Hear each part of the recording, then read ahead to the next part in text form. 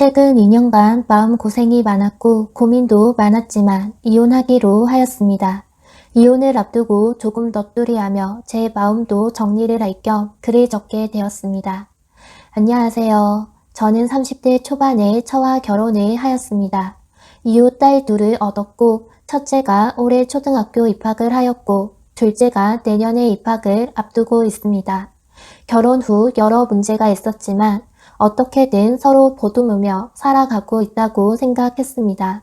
그러다 3년 전 제가 직장 문제 때문에 지방에 내려가게 되었습니다. 애들도 당시 다니던 유치원도 있고 아는 사람 아무도 없는 타지로 가는 것에 처가 부담을 느끼기도 해서 저 혼자 가게 되었습니다.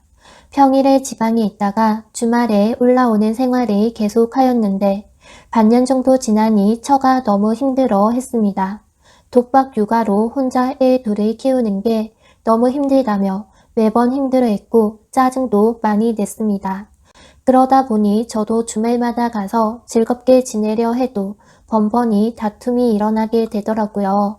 그 이후 이래서 안 되겠다 싶어 지방으로 내려와 같이 살자고 이야기했고 저는 처음에는 거부하다가 이러다 정말 자기도 안 되겠다 싶어 수긍하고 지방으로 내려갔습니다. 지방에 와서 처음에는 새로운 곳에 적응하느라 정신이 없었지만 그런대로 잘 살게 되었습니다. 그런데 갑자기 성형수술을 하고 싶다고 하는 겁니다.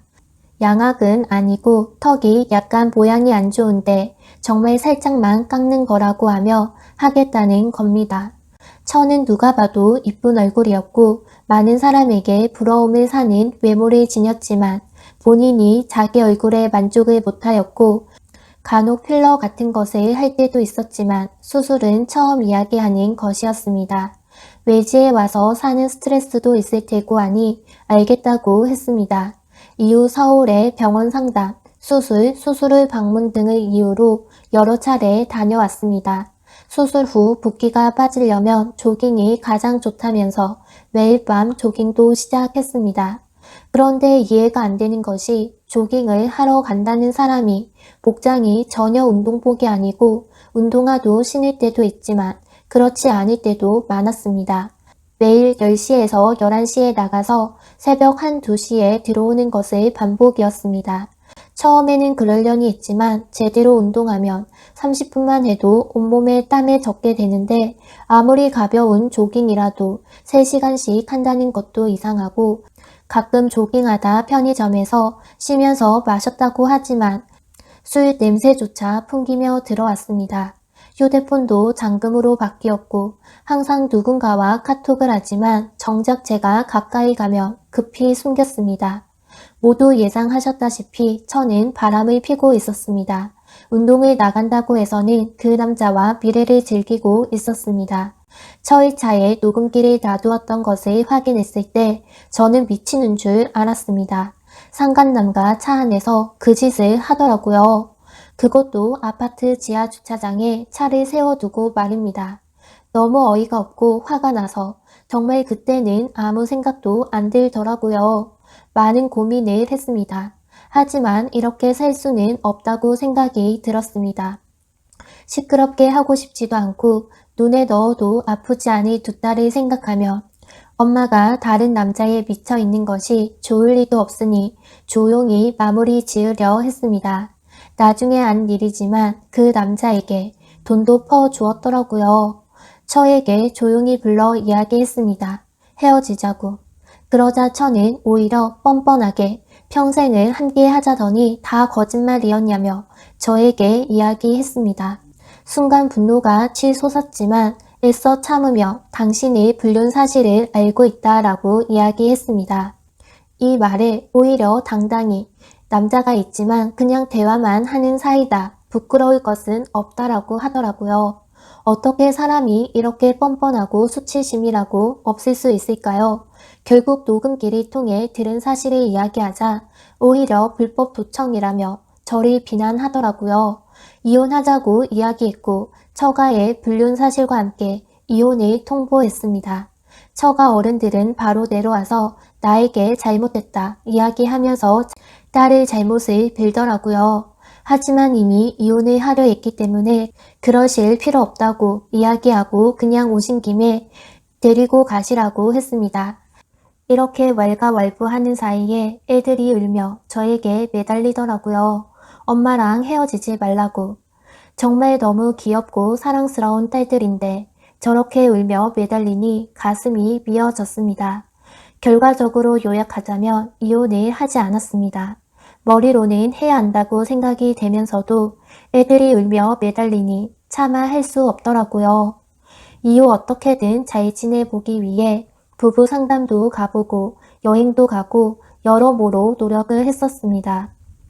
이후 2년이 지나 어느 정도 잊혀지나 싶었지만 계속 저는 불면증에 시달렸습니다. 이전에 그랬던 것처럼 제가 잘 때 밖으로 나가 그 남자와 카톡을 주고받거나 전화를 하지 않았는지, 내가 출장을 갔을 때 미래를 나누는 건 아닌지, 정말 완전히 정리된 것이 맞는 것인지, 그럼에도 저는 오히려 내가 일처증이라며 지긋지긋하다며 나에게 화를 자주 내었습니다. 저는 자기 카드 내역, 통화 내역, 은행 내역 같은 것을 공개하라는 내 요구를 철저히 무시하면서 그저 내가 의처증에 빠져 있어 자기는 지긋지긋하다고 말합니다. 처만 공개하라는 것이 아니라 내 것도 보라고, 쌍방 공개로 제 것을 쥐어줘도 보지 않고 자기는 공개하지 않겠다고만 하였습니다. 저도 지치고 지쳐 이제 그만하고 싶다는 생각이 너무 자주 들었습니다. 불면증은 심해지고 이러다 내가 죽겠구나 싶었습니다. 저는 저와 싸우면 무조건 처가에 전화를 해서 제 욕을 하며 자기가 부당한 의심을 받고 있다고 하소연했고, 처가에서는 또 그걸 따끔하게 혼내기보다 받아들여 주었습니다. 전 처가에 전화해서 따끔하게 혼내라고 했지만 오히려 자기 딸을 감싸주기만 하는 장인 장모의 모습에서 깊은 실망을 느낄 뿐이었습니다. 결국 크리스마스 이브에 장인과의 통화에서 장인은 오히려 저를 탓하더라고요. 애가 얼마나 외롭고 힘들었으면 바람을 폈겠냐고. 다 제 처신이 좋지 못해서 자기 딸이 바람을 핀 거니 오히려 딸이 보듬어 줘야 한다고 했습니다. 너무 화가 났습니다. 장인과 장모는 둘 다 학교 선생님으로 평생을 사시다가 은퇴하시고 지금은 고향인 지방 모 전통 마을에 들어가 살고 계십니다. 학교 선생님이셨던 분들이 저런 이야기를 하니 전 너무 화가 나서 물었습니다. 그 논리대로라면 학교 폭력도 피해자보다 가해자를 감싸줘야 하냐고. 그러니 하시는 말씀은 원래 학교 폭력도 보면 피해자 아이들도 다 그럴 여지를 주는 아이들이다 라고 하시더라고요. 이 말을 듣는 순간 제 안에서 무언가 선이 끊어졌습니다. 아, 그래. 이런 집안, 이런 자칭 교육자라니 위선자들. 이런 놈들 밑에서 자랐기에 처가 저런 거구나. 저 집안 자체가 저렇구나. 내 소중한 딸들이 이대로 자라다간 바람 피고 딴 남자랑 몸 굴리는 것이 아무렇지 않게 여기게 되는 아이가 될 수 있겠구나.